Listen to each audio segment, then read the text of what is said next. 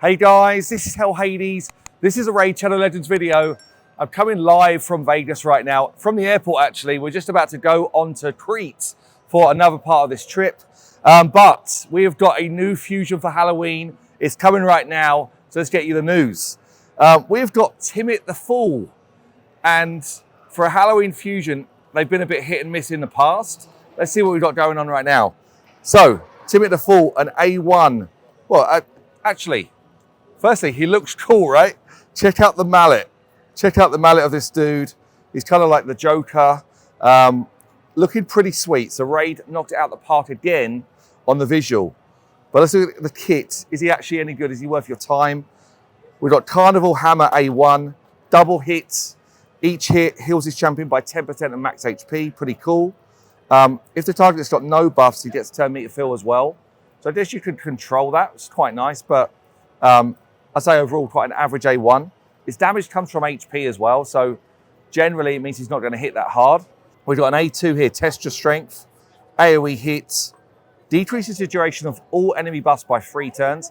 That's pretty much cleaning all your buffs off, right? So for live arena, that's pretty solid. General arena, that's solid. I guess Doom Tower waves, that's going to be solid as well. So that's where I feel like this guy is going to start to add some value. It's like wave-based content, maybe faction wars as well.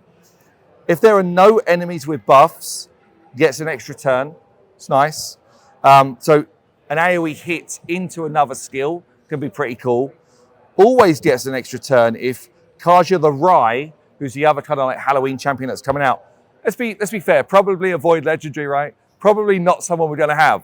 But if you've got her on the team, then yeah, they're basically definitely going to get a second AoE hit. Because the third skill, Kegs of Dread, is another AoE. Let's bear in mind though, this guy's an HP-based champion. So 2 AoE hits. It's so rare that these hit hard. There's normally needs to be like a conditional hit. Like Magnar's like, this is the condition. I hit twice if this happens. This guy does not have that. So generally these hits are lower. We don't know, we've not been able to play test, but generally they will be lower. So we've got here, attacks all enemies before attacking, gives you increased accuracy for your team. Places true fear on all enemies for a turn. I mean, true fear really is just an arena mechanic or like a wave-based mechanic. So again, wave-based hero. It's not going to land on any bosses. Like, it's not really good. Let's be honest. He feels a bit Harvest Jack.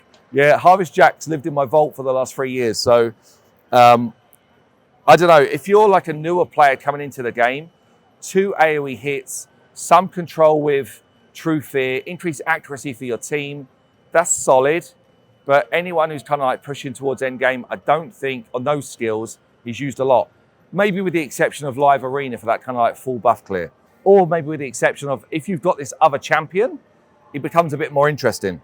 The passive here then, whenever an enemy skill successfully activates whilst they're under fear or true fear, so basically when they get a go, TIMIT gets 10% turn meter. Honestly, I feel like that needed to say TIMIT cuts in.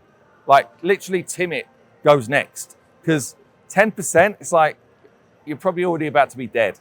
Second part of the passive, whenever an enemy skill does not activate because they're under fear or true fear, puts provoke on them for a turn. This effect only applies when you've got the crazy champion we don't have, right? So accuracy in all battles. Overall, honestly, like if I was throwing a Vegas spin on it, you know, this feels like it's not a great bet. Feels like it's not worth your all in on this one. Yeah, so TIMIT the Fool looks cool. I think you'd be a fool to throw loads of resources at it. It might just be a skip for a lot of people, kind of dependent on what this partner looks like and dependent on how hard he hits. But there you go, guys. Live from Vegas. That is going to be me cutting out for another couple of days. I'll see you soon.